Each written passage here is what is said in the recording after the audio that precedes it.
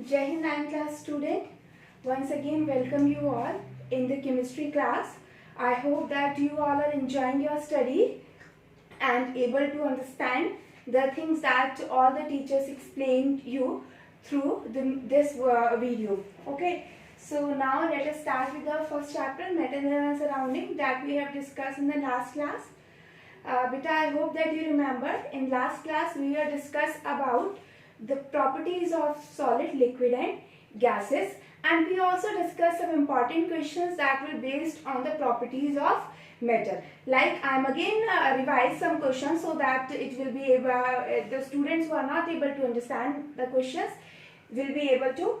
So I hope that you remember about the physical properties of solid, liquid and gases. Now there are some question arises. What was the question was that? On the basis of property of solid, like the question we have discussed, why rubber band change its shape. Although it is a solid, but it can able to change its shape. ये मैंने आपको दिखाया भी था. So what was the reason for that? The simple reason for this question is that when you applied any external force, हमने देखा था rubber band को stretch किया था by applying a external force. So when we are applying an external force, then only its shape get changed. But when we are going to release that force, आप उसे stretch करिए, आप उस force को release करिए, then it will again regain its shape. Next question what we have discussed about the gas. A gas completely fills the container in which it is kept. Explain. इसका reason क्या बताया था मैंने आपको? I told you that due to least interparticle forces between the particle of gases, जो gases के particles होते हैं वो बहुत दूर दूर होते हैं, so that's why there is least interparticle space, so the gases particles are free to move कहीं भी कर सकते हैं, they are freely move. तो उनके मूवमेंट की वजह से जब वो मूव करेंगे किसी कंटेनर में, they will move in whole of the container. जब वो whole कंटेनर में मूव करेंगे, it means they are occupying all the space. Okay, next question that we have discussed about the sponge. Sponge मैंने आपको दिखाया था sponge क्या होता है. When you are going to compress the sponge, it also changes shape. Then why it is solid? उसका reason भी मैंने I hope आपको याद होगा क्या बताया था, that small holes are present in the sponge due to which air is trapped in that. So that's why when you are going to compress the sponge, the air comes out. तो वो जो compressibility है sponge में, that is because of the air particles which are present in the space. Okay. Now I have given you some question in the homework also. The question is that why a gas exert pressure on the wall of container. Why a gas exert pressure on the wall of the container?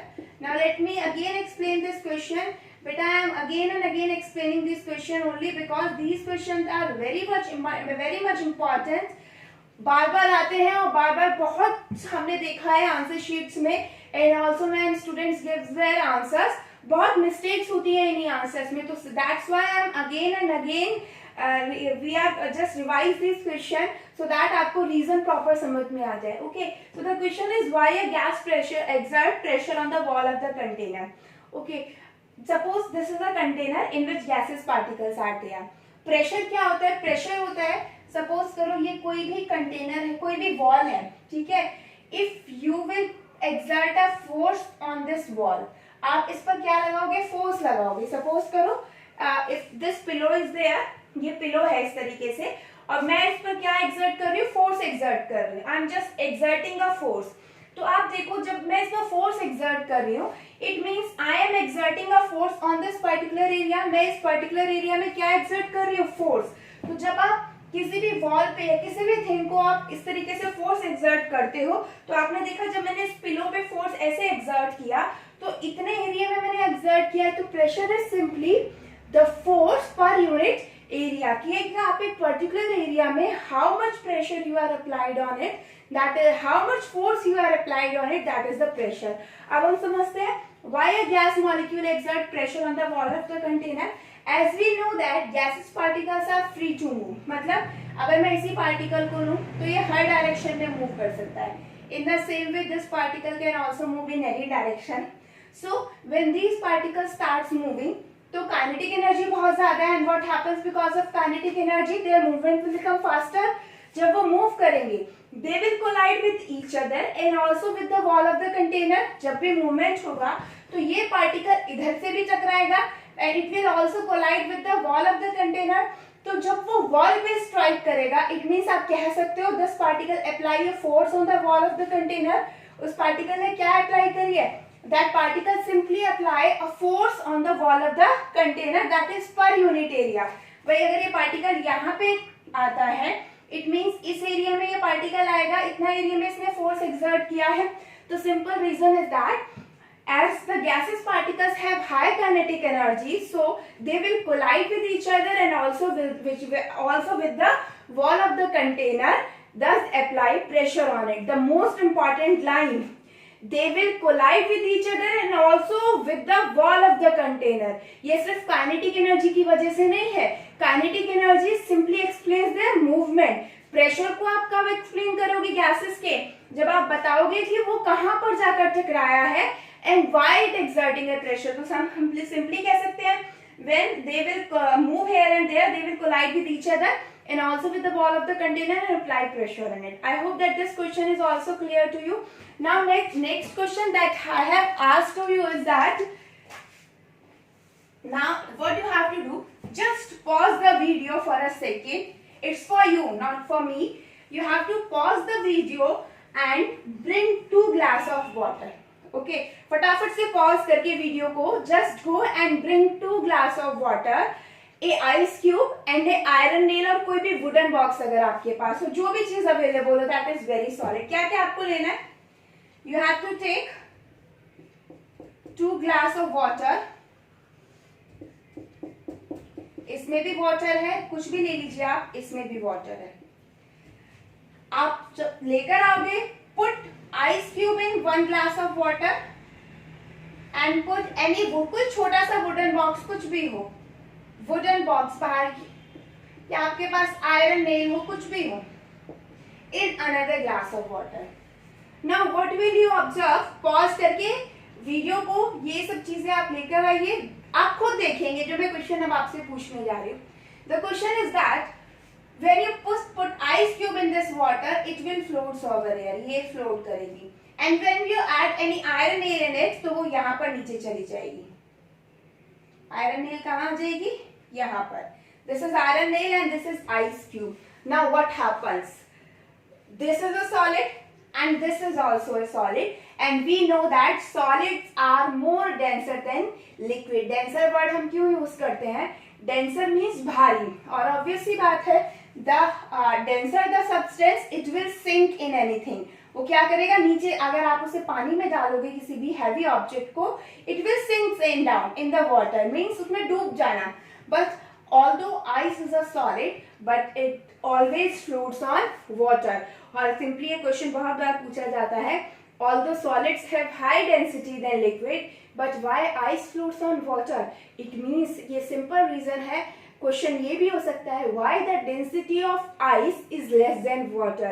It is for ice only. We are not considering all the solids here. We are considering only ice. That why ice have lower density as compared to water. अब हम इसे देखते हैं ये ऐसा reason क्यों है बेटा. Okay, let me explain the thing. बेटा I am going to draw a structure. बस आप उसे थोड़ा सा ध्यान से सोचने की कोशिश करना और कुछ नहीं है. ये सिर्फ आपको समझाने के लिए है. The structure is not mention in your syllabus, but क्यों है, क्यों किस वजह से वॉल्यूम इंक्रीज डेंसिटी कम होती है वो हम एक्सप्लेन करेंगे. Let us first the question is why ice floats on water. I am just going to explain the answers. मैंने प्रॉपर्ली आपको नोट्स में दे दूंगी, but I am just explaining why ice float on water. We know that formula of the density is mass upon volume. Okay. If mass is very much high, then density will be also high more. If volume is high, then density will be low. ये क्या है? Directly proportional है. मास अगर ज्यादा होगा then density will also be more. If the volume will high, then density will be low. अगर मास कम होगा तो डेंसिटी कम होगी, वॉल्यूम कम होगा तो डेंसिटी ज्यादा होगी. Because here mass is directly proportional, volume is inversely proportional to density. Inversely means उल्टा, एक बढ़ेगा तो दूसरा घटेगा. Okay, so now let us see what happens in case of ice. Ice में क्या होता है? Water, H2O. ठीक है. Now if I am going to study about this structure, H2O की स्ट्रक्चर ये होती है एक्चुअल. H2O का the structure of H2O is this. Okay. जब आइस फ्रीज, वाटर फ्रीज होता है, when the water will become freeze, तो obvious ही बात है फ्रीज कब होता है सब्सटेंस? जब पार्टिकल्स के बीच का अट्रैक्शन बहुत ज्यादा हो जाए, यानी उनके बीच का स्पेस क्या हो जाए? कम हो जाए. तो जब आप वाटर को फ्रीज करने लगोगे, it means their particles come closer to each other. ठीक है. अब जब पार्टिकल पास पास आएंगे तो इट मीन्स ऑब्वियस ही बात है, आपका क्या होना चाहिए था? जब आपके पार्टिकल पास पास आएंगे तो वॉल्यूम कम होना चाहिए था. आप खुद सोचो, suppose these are liquid water particle. ये क्या है? लिक्विड. ये वाटर पार्टिकल है. जब आप इसे फ्रीज कर रहे हो, the what thing happen is this, ये पार्टिकल्स क्या आएंगे? पास पास. अब आप देखो, ये वाटर है, this is the case of water and this is the case of ice. Now will you able to see that in which case volume occupied more? Volume क्या होता है? Space occupied by the particles. तो आप खुद देखो, larger space is occupied by this particle and lower space is occupied by this particle.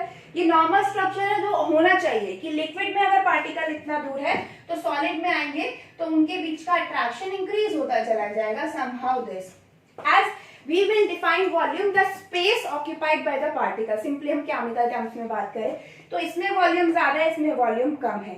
It means volume अगर ज्यादा होता है तो डेंसिटी कम होती है. It means water was must be have lower density और आइस में डेंसिटी क्या होनी चाहिए थी? ज्यादा. बिकॉज पार्टिकल ने स्पेस कम ऑक्यूपाई किया है, that's why there volume will also low. If the volume will decrease but density will increase. तो आइस की डेंसिटी तो ज्यादा होनी चाहिए थी ना, ज्यादा भारी है आइस तो उसमें डूब जानी चाहिए वाटर में, but it doesn't happen. Why is it so? It is because of the structure of ice. जब आप आइस की स्ट्रक्चर को देखोगे, आप वाटर की स्ट्रक्चर बनाओ, ऑब्वियसली बात है वाटर हो चाहे आइस हो, वो H2, it is present in the H2O form. So जब आप स्ट्रक्चर इस तरीके से हम बनाते हैं तो हम क्या देखते हैं? जब आइस वाटर फ्रीज होता है तो वो इस तरीके से फ्रीज होता है. जब वाटर फ्रीज होगा, it will freeze like in this form. ये फॉर्म क्या दिख रही है? Now can you able to see this space between? ये स्पेस आपको दिख रहा है? आप इसे भी छोड़ो, आप आइस क्यूब को देखो. अगर आपके पास कोई आइस क्यूब हो, just observe that ice cube carefully. आपको उस आइस क्यूब के सेंटर में होलो स्पेस दिखेगा. You will see a space inside the ice cube. आपको विजिबल होगा, आपको ऐसा लगेगा कि अंदर से ये खाली है. बाहर से सरफेस पे तो दिखेगा आपको थोड़ा धुंधला धुंधला सा, बहुत पार्टिकल्स बहुत सारे हैं, but in the middle one you will observe that there is a hollow space in that ice cube. And what was the reason for that? The simply reason is that, अभी मैं आपको structure proper explain नहीं करूंगी because you have not study about the charge and all. तो वो जो exact thing है कि ऐसा क्यों होता है वो हम अभी नहीं डिस्कस करेंगे. हमें सिर्फ एक सिंपल रीजन पढ़ना है, why ice float on water. तो आइस क्यों फ्लोट करती है वाटर में? Because when you freeze the water, it will form a cage like structure. एक गुफा जैसी स्ट्रक्चर बनती है, which will hollow from the inside, खाली है, which having space inside it. Ice form a cage-like structure which has space inside it. मतलब उस space में अगर पार्टिकल्स आ जाते तो पार्टिकल्स और मतलब ऑब्वियस ही बात है बेटा. आप सिंपल देखो, अब पार्टिकल्स, आप 3 पार्टिकल्स को आपको ऐसे अरेंज करना है पास पास. अब मैंने इन 6 पार्टिकल्स को इस तरीके से अरेंज किया. ठीक है, ये है कि एक स्पेस प्रेजेंट है inside it, but there is no space inside this structure. तो आप खुद देखो वॉल्यूम किस केस में ज्यादा है? वॉल्यूम इस केस में ज्यादा है या नहीं है? तो it is because of only that when water freezes it form a cage-like structure which is present in the ice cube. Ice cubes has a cage-like structure which has space inside it, due to which its volume will increase, and if volume will increase then density will decrease. That's why ice floats on water. आप खुद देखना, आप जितना भी आप ice tray लीजिए, आप उसमें जितना वाटर फिल करते हो, जब आप आइस की आप उसके लेवल मार्क कर लीजिए. अब सपोज करो आपका कोई भी आपने वाटर लिया है, ठीक है, इतना वाटर है, आप उसे मार्क कर लीजिए, आप उसे फ्रीज करिए. आप जब बाद में देखोगे, फ्रीज होने के बाद देखोगे, तो आपका जो आइस का लेवल है, जो आइस आपको दिखेगी वो इस लेवल से ऊपर दिखेगी. क्यों? हमने तो वाटर इस लेवल तक फ्रीज किया, तो यहीं तक आइस मिलनी चाहिए थी. बट व्हाट हैपेंड दैट कि आपको लेवल थोड़ा ऊपर ऑब्जर्व होगा. It is simply because in case of ice cube, a cage-like structure is formed which has space inside it, due to which the volume of ice is more than the water, so its density will decrease, and that's why ice floats on water. वो कम भारी हो जाती है water में, that's why it floats on water. So I hope that all these questions are clear to you. Please beta, please I request you all that revise करते रहिए इन questions को, because you definitely some of you are going to make a mistake in that. बहुत बार हमने हर time हम समझाते हैं, but again repeatedly we are seeing the same type of mistake. So it's a humble request to you all that please revise all these questions carefully. Okay. So now we are going to move our next topic. अब वो next topic क्या है, चलो हम यहीं से हम थोड़ा सा समझ लेते हैं. I told you that take water and freeze it. Okay, तो water जो है वो किसमें convert हो गया? Ice में. It means a liquid converted into solid. Now this is the next topic, that why a liquid can be easily converted into solid, or how a liquid can be converted into solid or a gas. आपने simple आप water का example लेके दीजिए. You can convert liquid water into solid ice cubes and in the form of gas, also in form of water vapors. So now we have to study about the conversion of state. So the next topic is conversion of state. Conversion of state.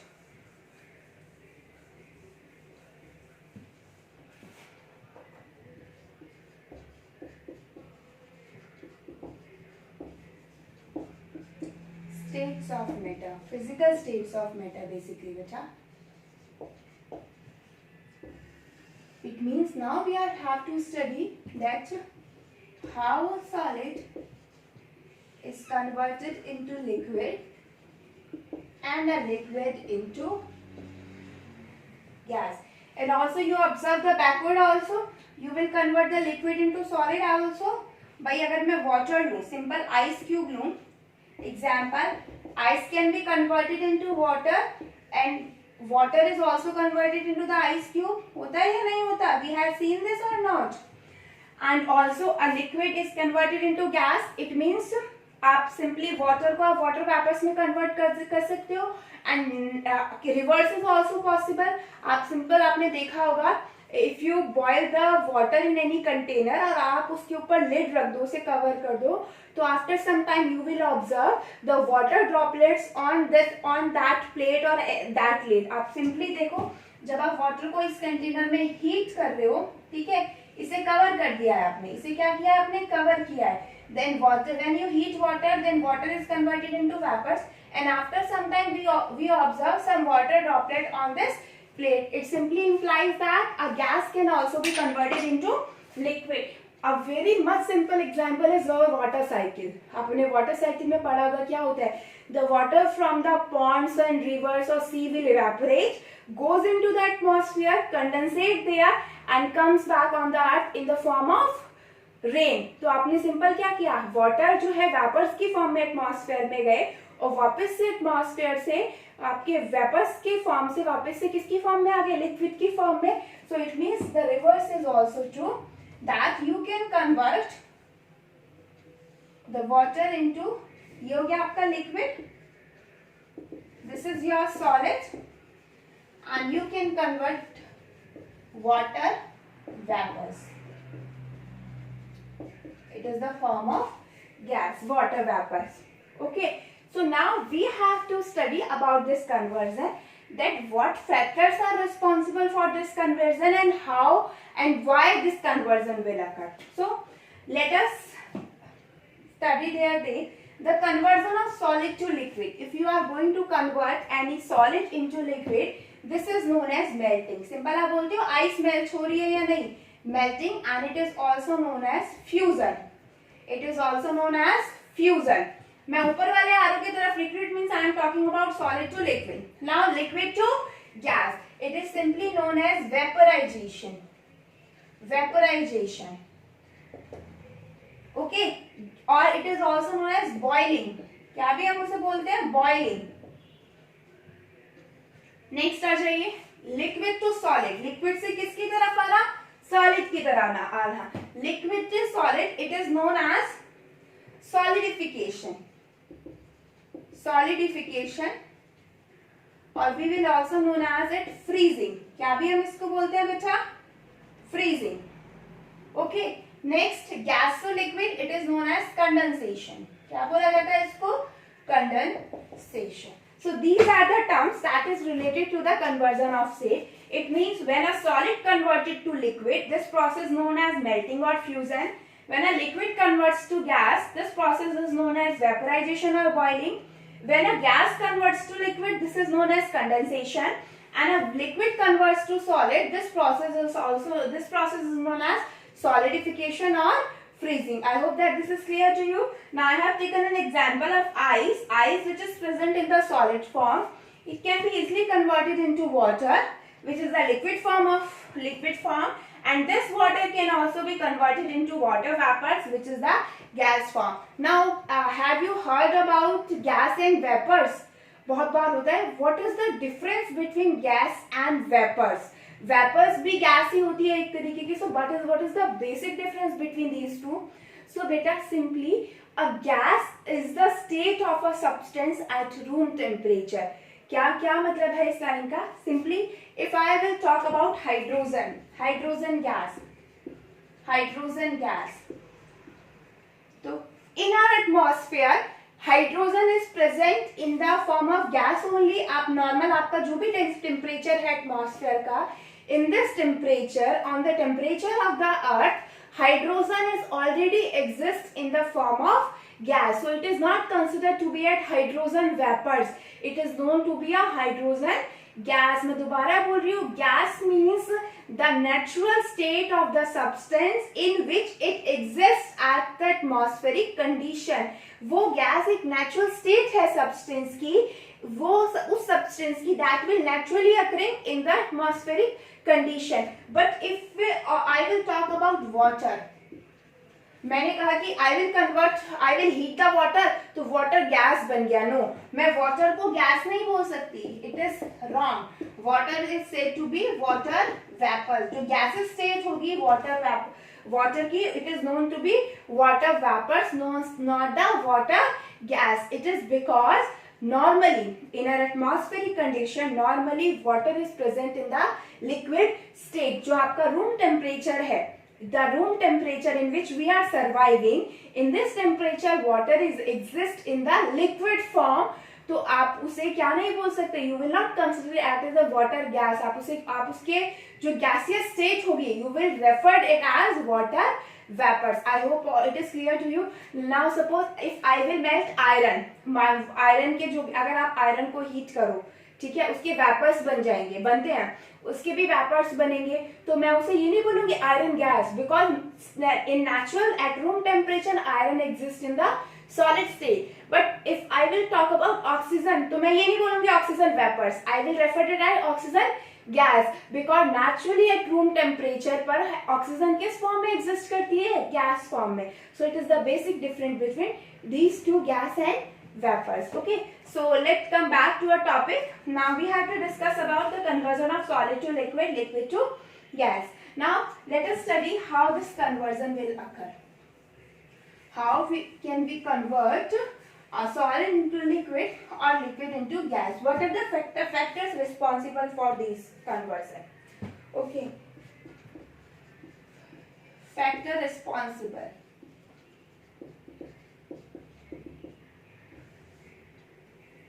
क्या factor responsible है? There are two main factor. First is temperature and second one is pressure. Pressure and temperature. Temperature, we will going to study about temperature in solid, liquid and gas. तीनों cases में हम temperature के बारे में बात करेंगे.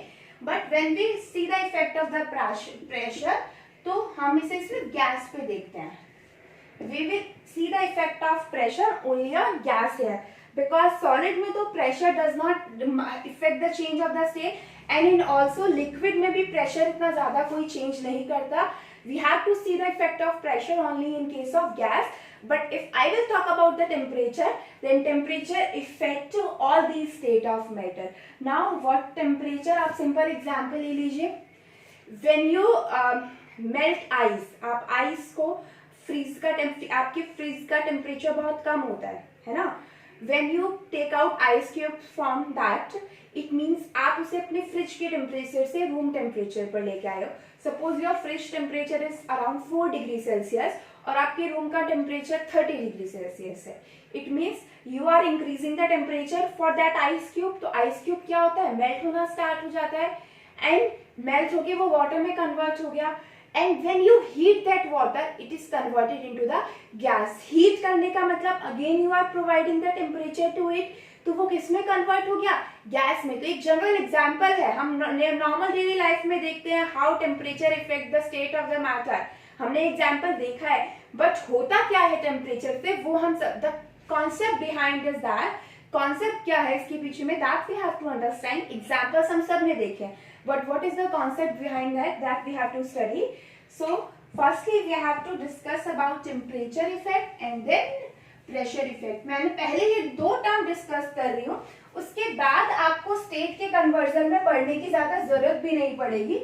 आपको अगर ये दोनों इफेक्ट समझ में आ गए, then you will be easily able to explain yourself that how these conversions are taken place. Okay, so I hope up to this point all the things are clear to you. Okay, so now we have to study about the effect of temperature. First is effect of temperature.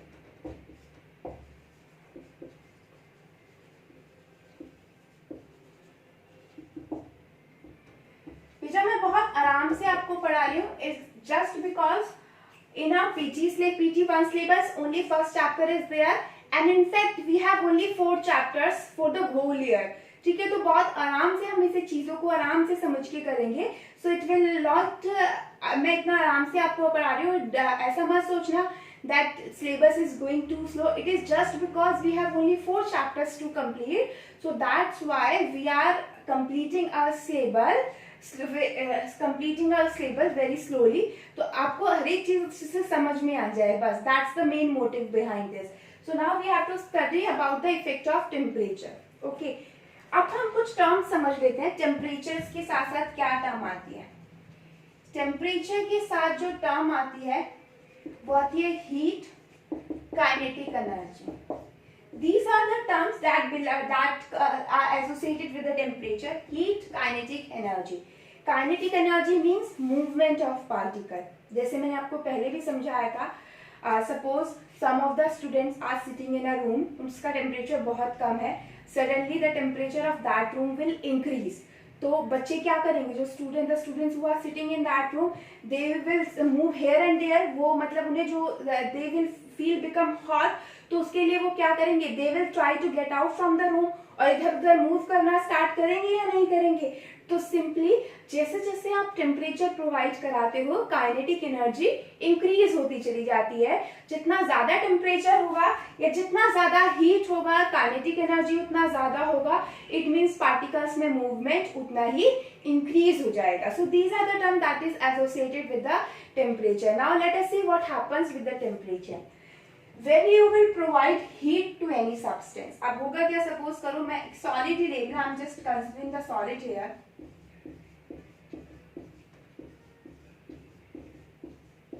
Okay, this is the particle of solid. एक suppose करो this is a kind of iron block. This is iron block.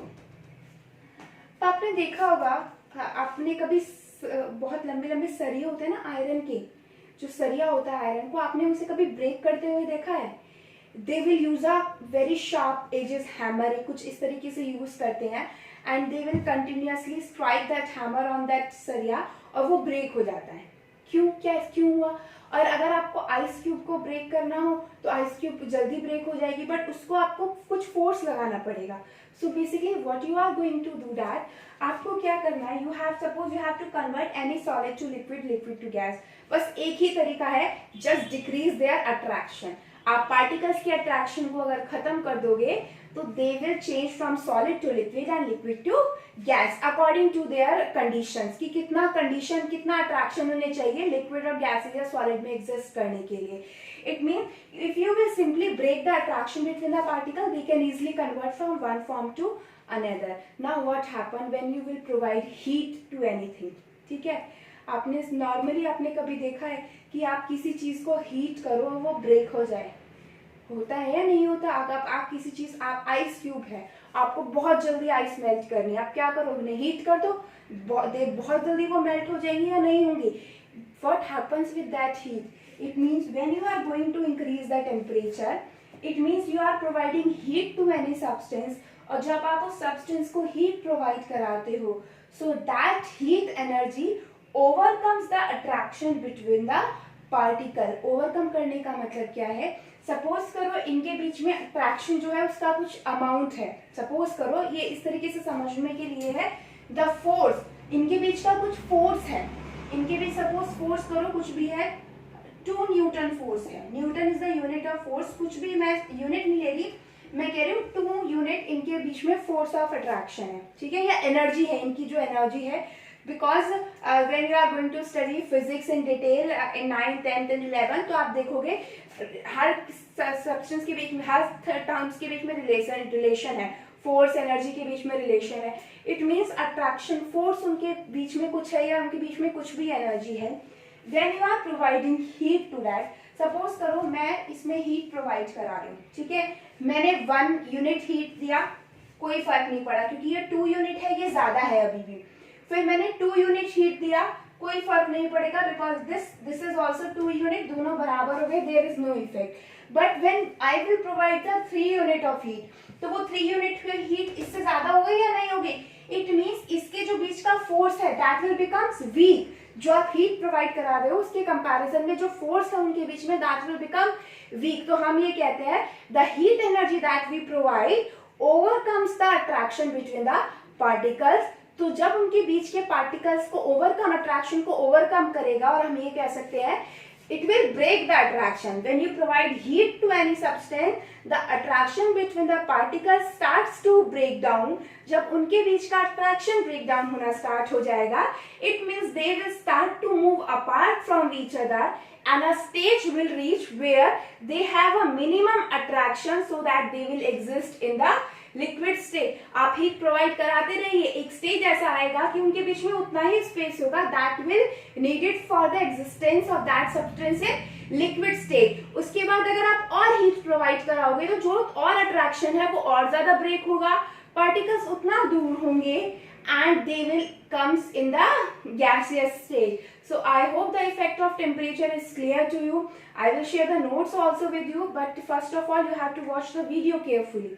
Okay, so this is all the things that you have to study about the temperature. Okay, try to read it out and try to correlate this temperature factor with all the states of the matter. Rest of the thing we will discuss in the next class. Thank you so much.